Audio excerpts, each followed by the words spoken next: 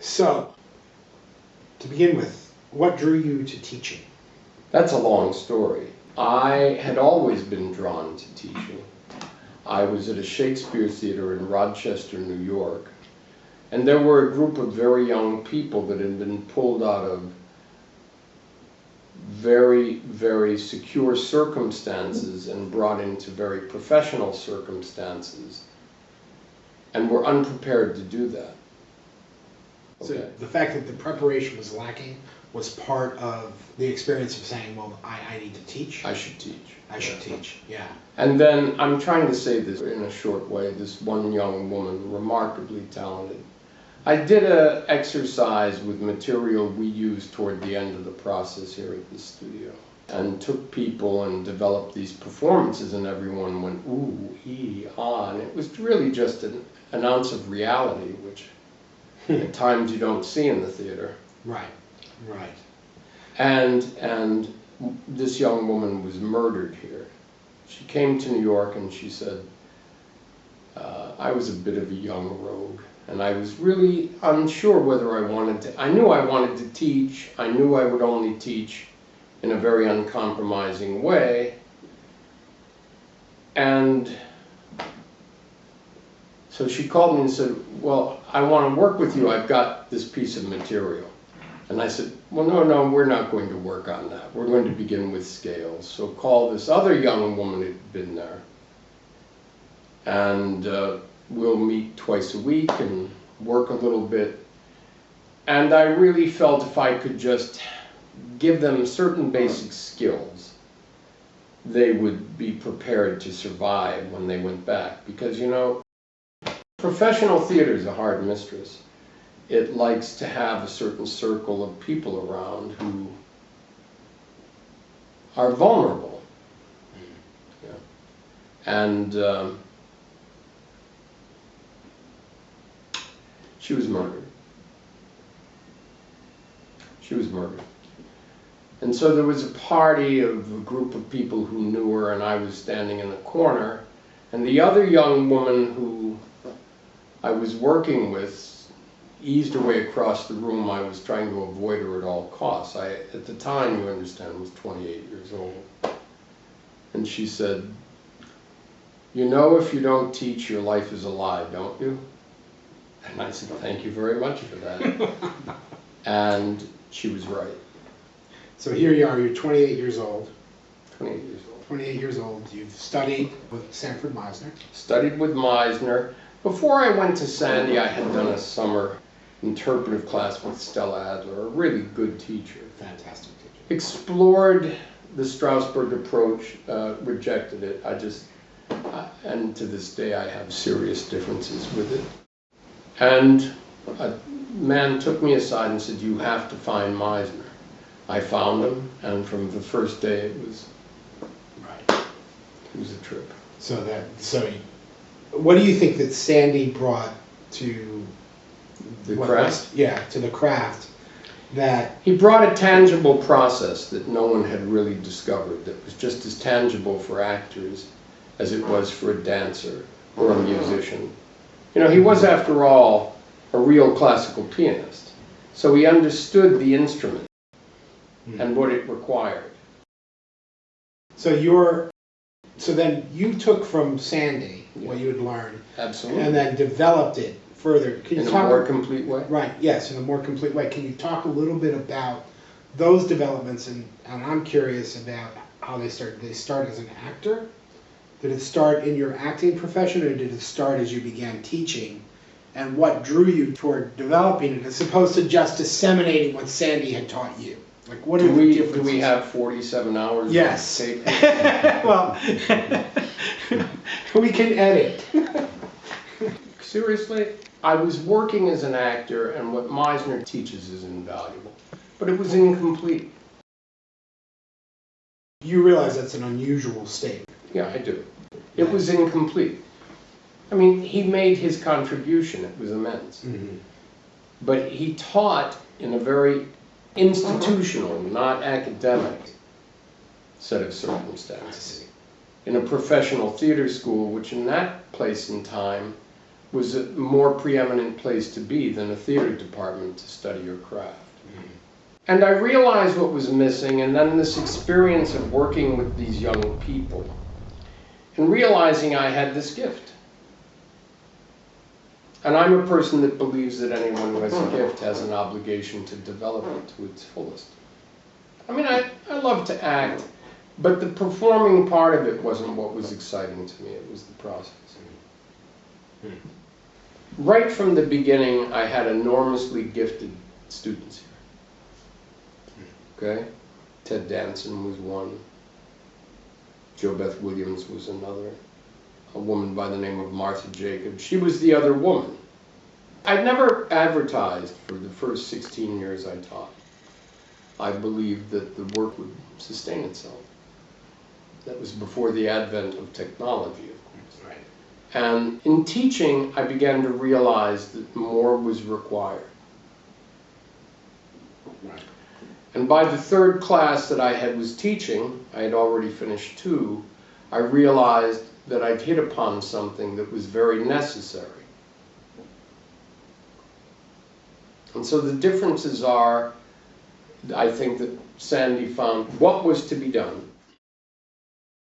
to quote a phrase, and I think I started to develop how it was to be done. I see.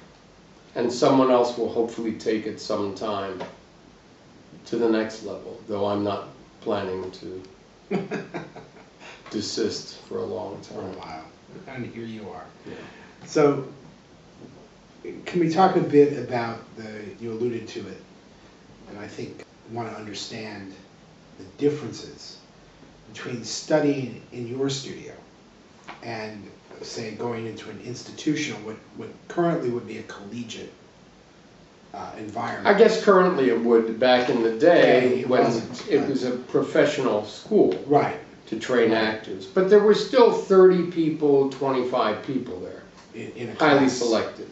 In this class, there are only 7. The smartest thing I've ever been able to do is to pick really talented people. My students are of an exceptional caliber. So how many people do you interview to find these people? Several hundred. Several hundred. And out of that, then you select. Now that's emails, correspondence, and then finally the interview. I try to select 7 to 9. 7 to 9 people. And then when they come into your studio, how long does it take for the process to be done? Well, you know, it's supposed to take 28 months. Mhm. But there are people that can't learn a process like this in 28 months. So if it requires more, if they're on the level and if they're really want to learn something that's complete and look at their life in the theater as opposed to a career, look at a commitment to the work they want to do 20 years from now as opposed to tomorrow, then this is a good place to study. If not, then most of that other type of immediate gratification won't be found here because it's too hard, frankly. It's a very difficult class, and I'm difficult. Well, you have a reputation of being a tough teacher.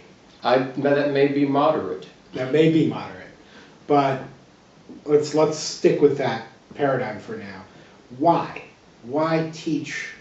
Why not? Is there any other way for you to teach what it is you offer? Is it that you have to teach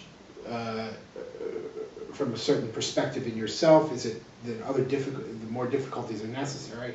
I'm not being extremely clear here, but I'm curious as to what your answer is. A real teacher will always teach from themselves. I have not a resentment, but a kind of disdain for the idea that this is a Meisner teacher, this is an Adler teacher.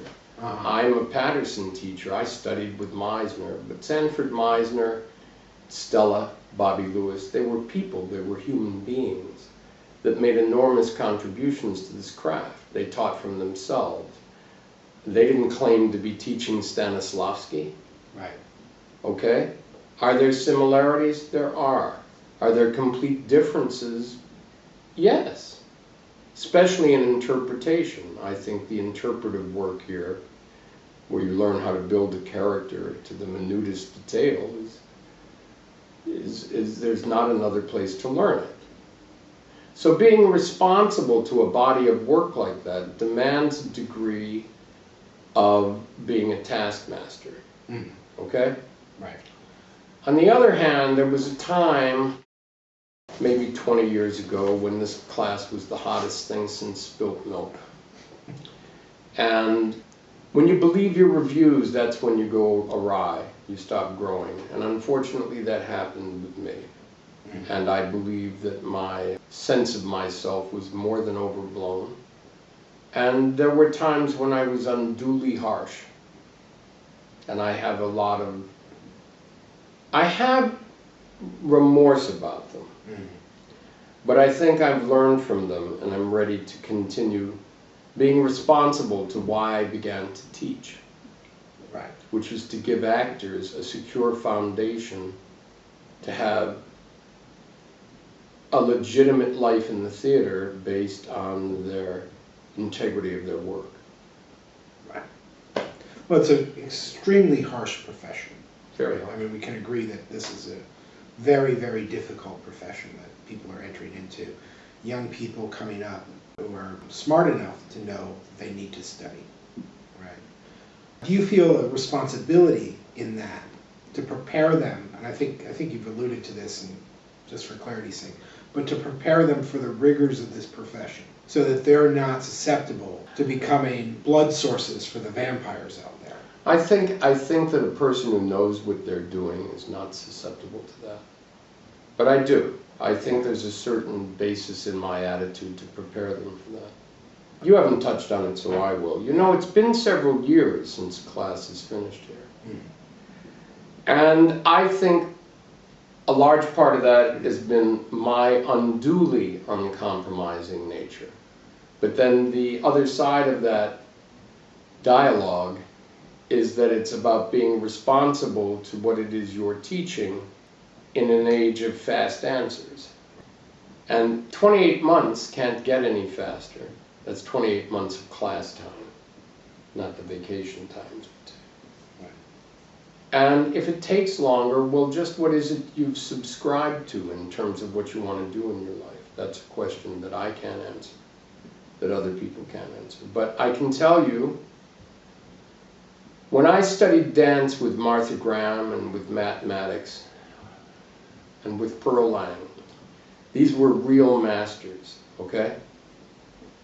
And as I'm sure some of the people who studied here went through when they studied with some of these people, it was a very painful experience, and I moved very well, especially for a big man. Right. But it was painful because it wasn't at the heart of what I really wanted to do. And unfortunately, the state of the theater is such today because there are a lack of trained and skillful actors. Playwrights historically write for actors. Right. Whether it was Shakespeare, whether it was Odette's for the group theater. We know that Tennessee Williams wrote every play up until The Milk Train Doesn't Stop Here Anymore for Brando. Right. There are people who've studied here who've written plays for specific people. So, in going back a step now, for lack of a better term, you know, let's say they're building their reputation by filling the profession with multitudes, right? You've chosen not to go that route. Right. Quality instead of quantity. Well, let's talk a little bit about that. Well, maybe that's been a mistake. Yeah. It's a mistake that I'm going to continue to make. Right. Because we're not turning out school desks here, we're turning out well-crafted actors who hopefully when they leave, one, have a complete grasp of the foundation of their craft so that they can grow through that. You know, there's this theory that experience is the best teacher. I'm, without question, the worst cook in the world. When I cook, it really looks like something that would belong under a pickup truck in northern New England in February. Okay? Yes. So I should go open a restaurant and gain experience. That's the thinking I find behind this. Mm. When a classical dancer has to be trained, a musician has to be trained, whether it's from gospel, rhythm and blues, to a classical singer like Janet Baker, why would it be different for an actor? Right. Yeah. Because there's a certain dilettantism and commercialism and celebrity that's been attached to this with the advent of technology. Which is increasing in society. It's increasing, but I believe there's also a young group of people who desperately really want to learn their craft and just don't know where to go to do that. And hopefully this is a place that could provide that. Right. So let's talk a little bit about the process, right? So a student comes to you, a prospective student. Mm-hmm. What can they expect in terms of the selection process? Like what, you do an interview, you do... The interview for the full program takes about an hour. Mm-hmm. And really, I'm looking for people who, one, are actors, who are sure they want to act, that this isn't just an exploration of a second career. Okay? Right. And sometimes people come to that a little later, though I generally don't teach people under 23. And I generally don't teach people over 45, and they come from 5 different groups. First group are people who've been through the acting class mill. It used to be, before you had to really advertise on the internet, that I wanted people to go and bounce around and find what was necessary before they walked in here. The second group are working actors. And this is where I have a problem. Only an actor would dare to go take an acting job without knowing what they're doing. Through that mentality of, well, experience is the best teacher. Well, how can it teach you if you don't have a foundation to learn from? Right? Right, I'm with you. And 2, 3, people have studied in these larger classes. They're just larger classes. They don't pretend to be anything other than what they are. They're 25 to 30 people, do not have even the pretense of having a systemic approach to the craft. 4 people that emanate from the other arts. And they emanate usually from the dance world or the world of music because they understand the importance of craftsmanship as being a foundation to what they're doing. And lastly, people that haven't studied it at all, but certainly aren't looking to go take a TV class or camera class. I mean, a person who can act in any medium. It's the medium that changes, not the actor. Right. Well, I don't care if you've never studied or studied. I can't say enough about Meisner and what he gave people. But studying with him, not a lot of people who say they're Meisner teachers. There are certain proteges and very good teachers of Meisner. Okay? Right. But except for the opening words in this class, there's very little resemblance in terms of how it's done. There's a plie is a plie, but just how do you do it? Right. I see. So the class is broken into, is it fair to say it's broken into 2 parts, right?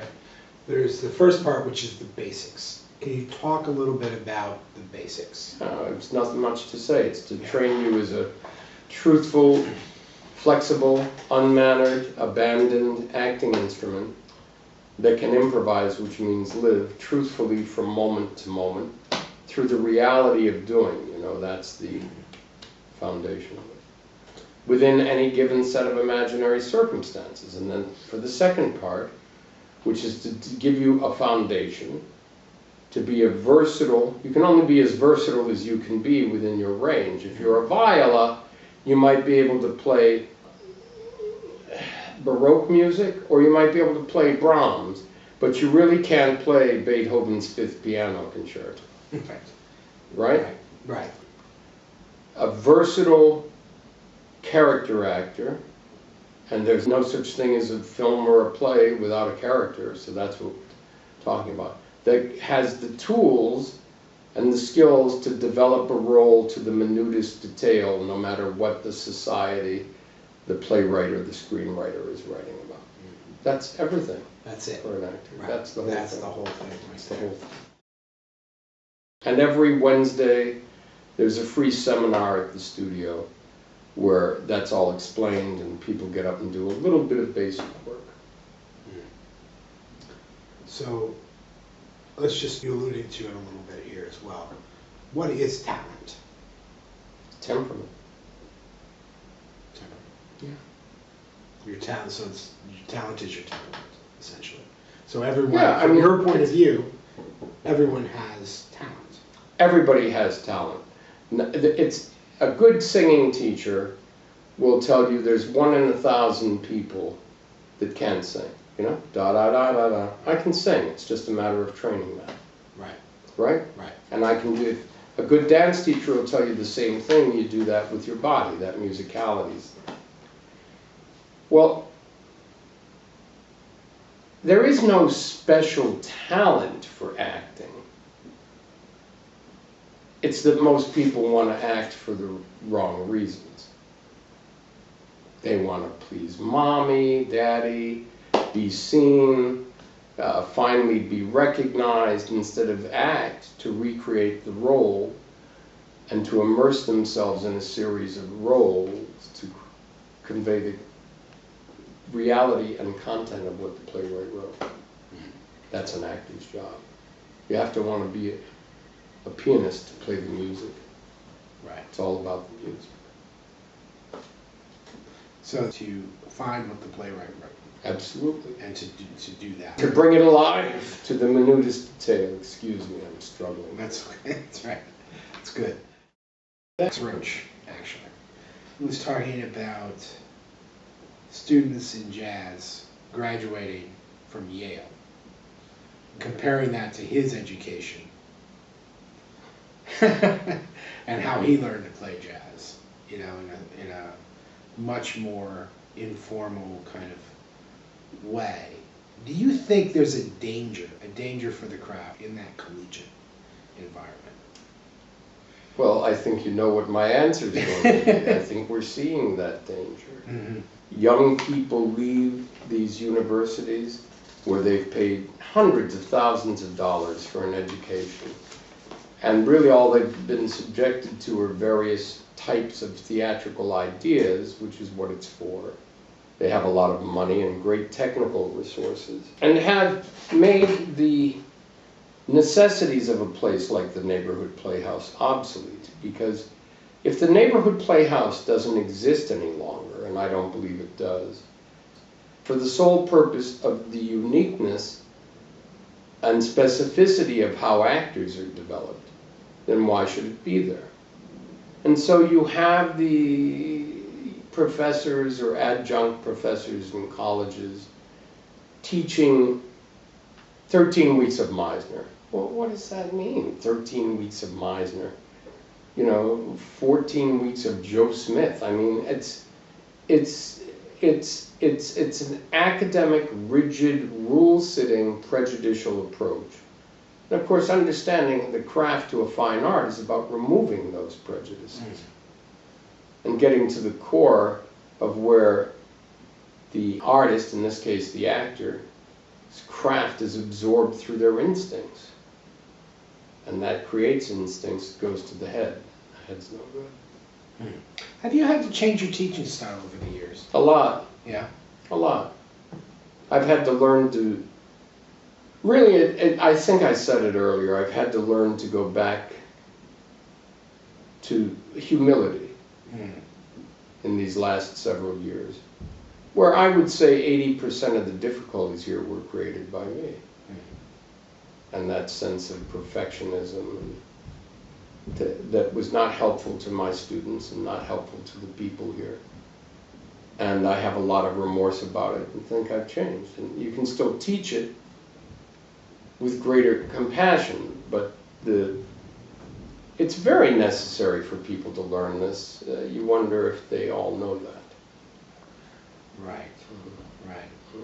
And so in terms of a student coming to study with you and doing the work, what other things are incumbent upon that student? Depends upon what's missing in the externals of the actor's instrument. Well, let's talk about that. What is that? Most people have to take 2 dance classes a week at Graham, Ailey, or Lamone. An Alexander class, and a speech or singing class. Of course, if they have the funds, they should do all of them. And if they have subsidiary skills like singing, they should develop that to the fullest, because it will allow me to teach how to deal with that through the overall idea, what's called an overall character idea, or an overall particularization, and how that is selected through what you're doing and inherent to the role, rather than just stopping and doing Frank Sinatra.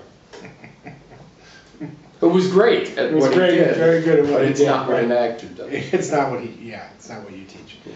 So, aside from that, let's say an actor comes to you, they're not extremely well developed in terms of their knowledge of life, in terms of their knowledge of the world. Well, there's a lot of reading Right. to broaden their character, a lot of reading in terms of theater history. You know, I'm a big believer in historical materialism.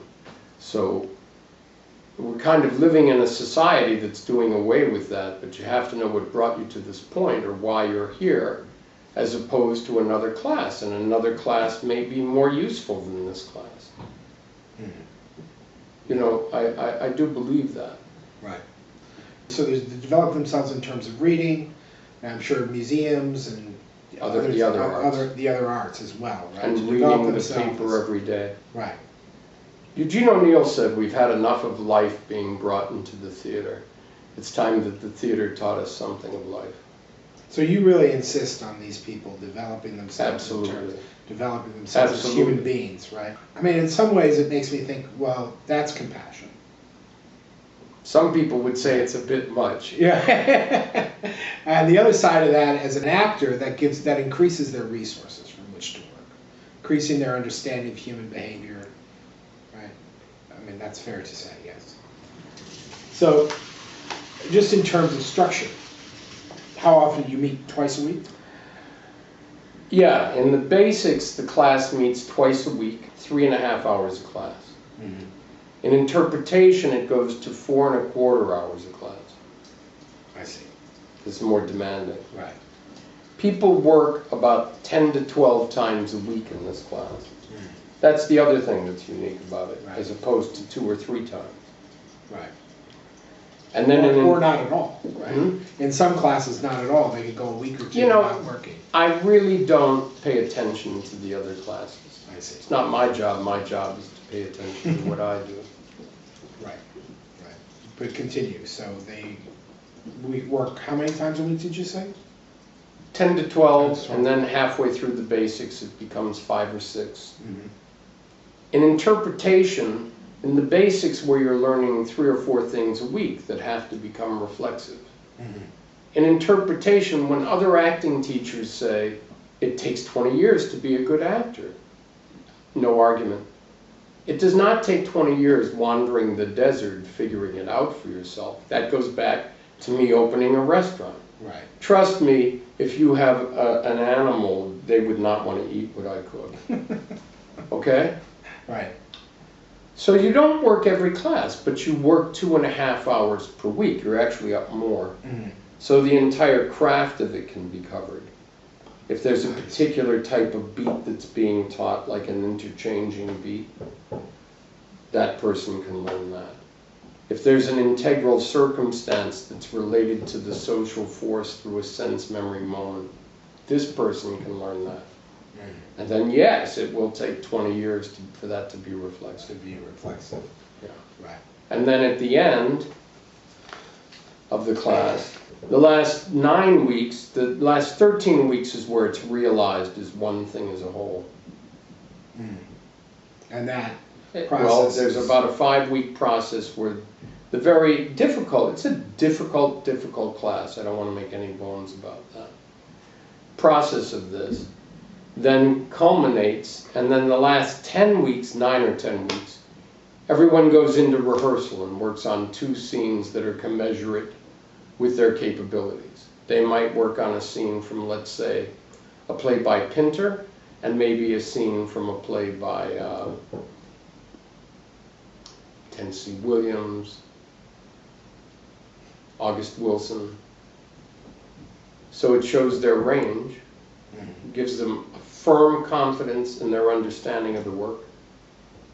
They perform the last week or 10 days, and they're gone.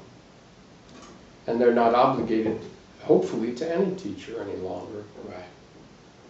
And they're out working. So let's talk a little bit in terms of students who finished here.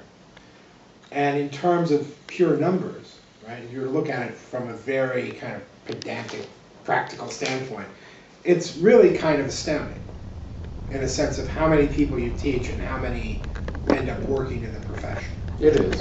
It's astounding.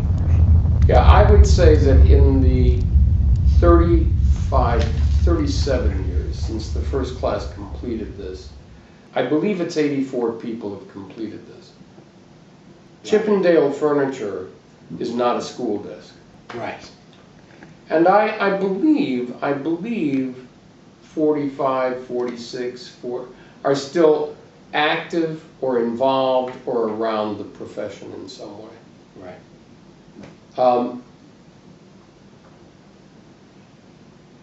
That's a good reason also that the quality of it creates those kind of numbers. Now there are people who would think otherwise, that it's esoteric and, you know. Right. And also, this is something I don't want to run away from, this idea that I'm difficult and Captain Ahab waiting for the whale. You know? I've seen the whale. It's not a make-believe dream. And it's just as attainable as anything with hard work. So how do you gauge your success as a teacher? You know, I don't think about it. You don't think about it? Honestly, when I see someone walk out this door here and not need to call me with a question or not need anything from anyone in terms of their understanding of what they have to do, and close that door without looking back, that's the most rewarding part of it. That's the truth. That's the success. That's the success. That's what you set out to do in terms of each student. That's the whole ball of wax. So what makes a good student? What makes a successful student? Not being a student.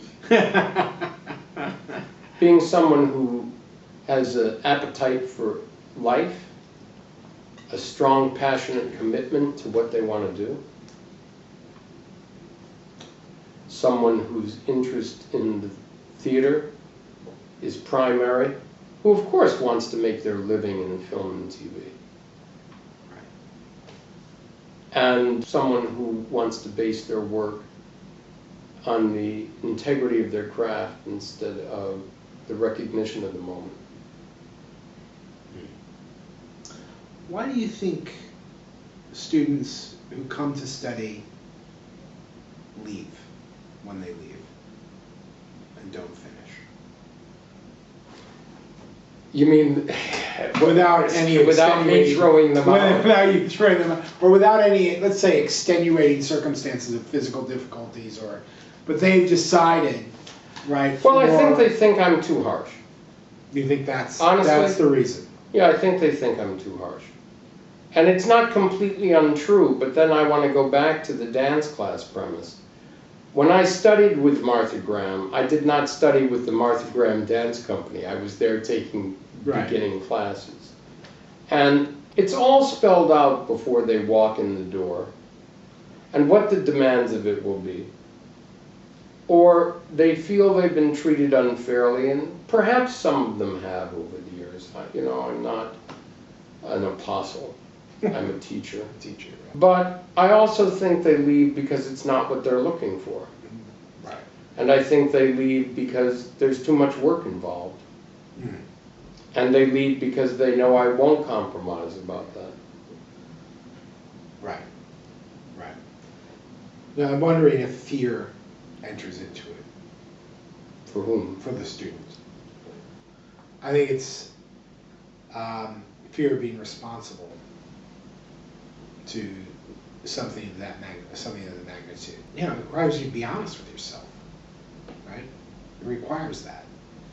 And, you know, they get very, I think it scares the shit out of a lot of people, honestly. Well, I think, thank you for giving me a break. But I think you said exactly what I would say. Yeah. You know, there's this wonderful piece written by Joseph Conrad. It's called The Artist's Creed. It's the preface to The Nigger of the Narcissus. And at the end of it he says, perhaps they had not the strength, perhaps they had not the insight. We forgive, we forget, they go on their way. You know, this is a tough, tough profession. And I think the most encouraging thing one can do is teach people. And they may not like it while they're here, and they may not like it when they leave. But about a year ago, a former student of mine, someone I had enormous respect for, passed away. And someone who had a difficult time of it here came up to me, a lovely young woman, and she said, I finally have got it, and I'm really grateful. Thank you so much. You know, that's what teaching is all about. Right. You know?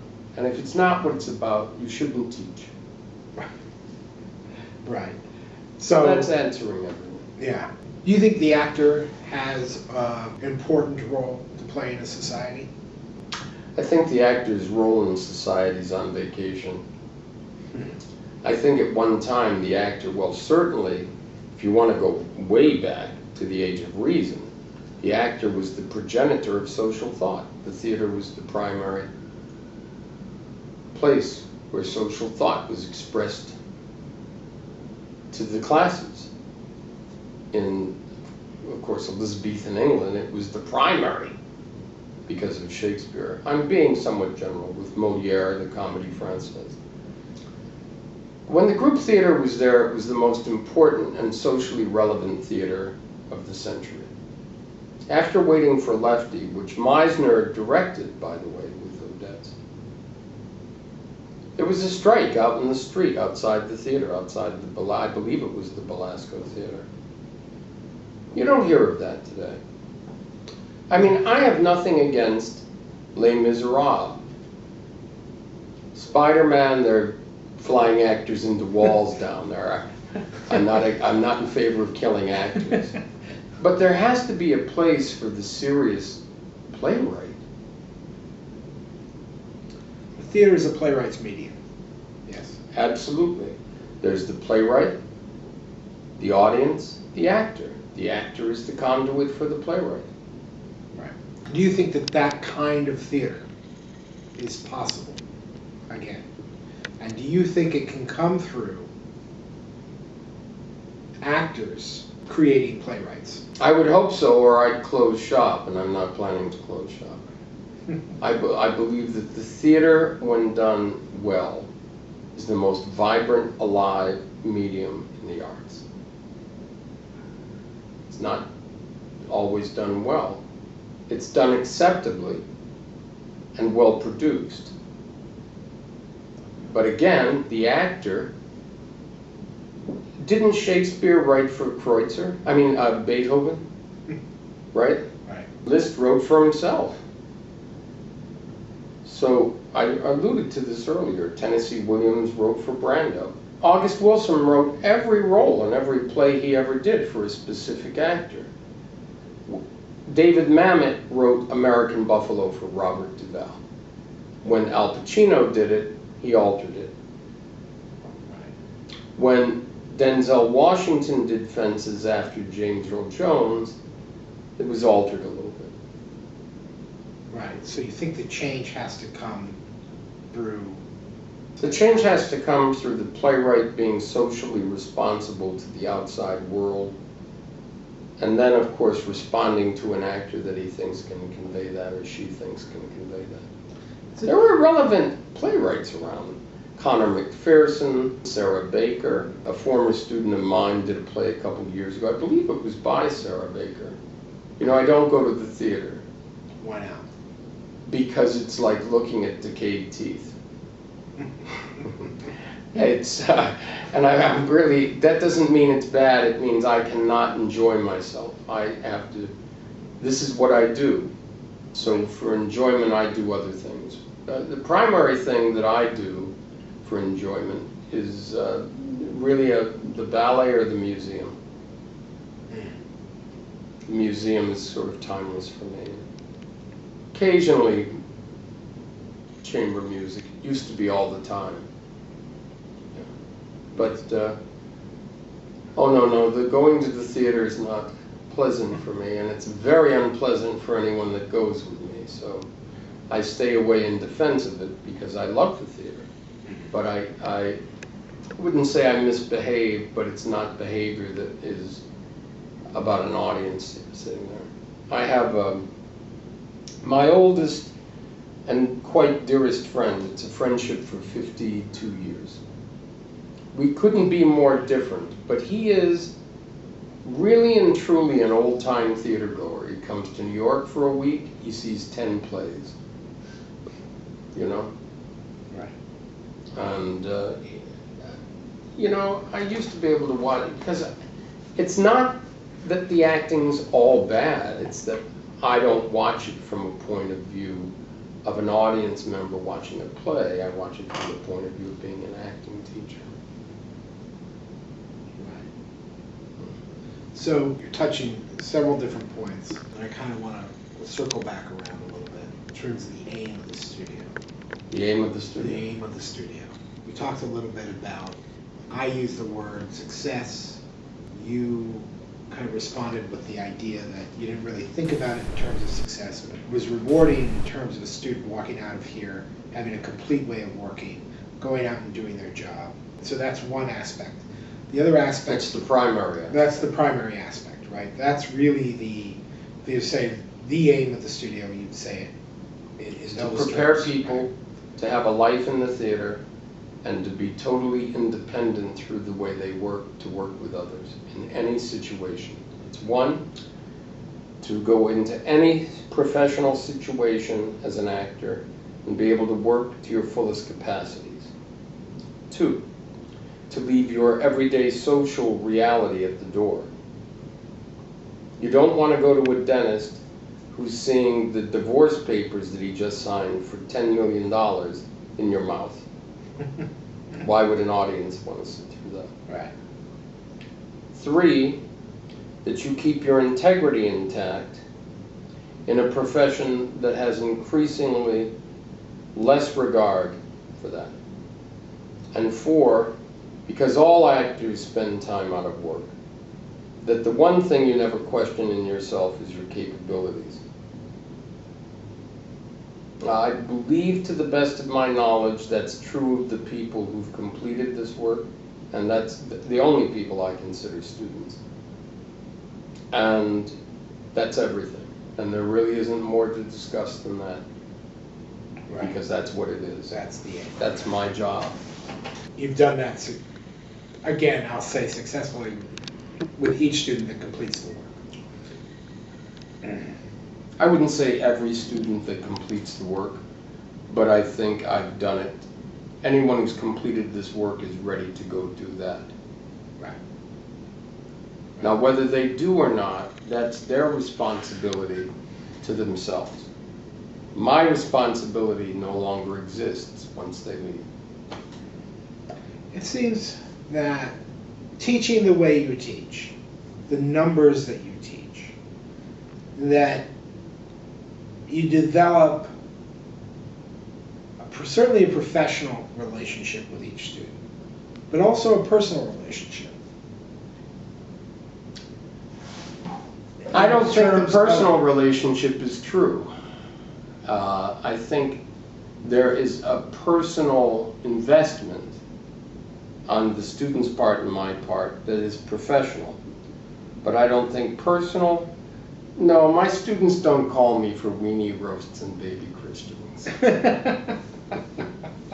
Well, that's social. I'm making a differentiation. You mean personal? I mean personal. In other words, There is a personal relationship. My students, when they leave here, know they can, if it's within my power to help them work, I will do everything possible to do that. right. Regardless of any differences that might have existed while they were studying here. That's what happened in the process. Right. The important part is the completion of the process, which is, after all, a complete beginning. Is that they walk out able, ready to work, and are not dependent on anyone else to give them an answer. It's like a good parent, you know? I'm a parent, I love being a parent. I'm a grandparent. Sets their children free. In young people today, let's say young students, let's particularly focus on that. In terms of learning a craft, if you A could lack say- of an understanding of what craftsmanship is. The difference between a life, developing yourself through a craft to a fine art, and a career. Everything is about the bottom line. And very little in the arts is about the bottom line. It's either, no one should study in a place like this unless it's an absolute necessity to be trained completely. It's too difficult. Yet everyone hears it and sees it and wants it, but that doesn't mean it's necessary. It's not necessary that I sit down and eat a loaf of bread. Right. It's something I would like to do, but I'm not going to do it because the health implications of it aren't helpful. Right. Right. So would you say that, I mean, you used the word esoteric before, right? Because this place isn't for everyone. It's for anyone. Anyone. Where it's an absolute necessity, I can't be selective enough, to be trained completely. And it's not for anyone where it's not. Right. And although everything is filled with gray areas, there's no gray area to that. That much I've arrived at after 40 years teaching. That is an either-or question. It's an either-or question. But can a student walk in here who is not necessarily aware of that, doesn't think of it that way, thinking, I want to be an actor? I mean, I'm just thinking about young people, you know, I have a dream, I want to act, I'm looking for a teacher. The answer is yes. And change and develop themselves. Of course, but that already had to be alive in them somewhere. They may not know it, but it's there. It's there. That's my job to bring it out. That's right.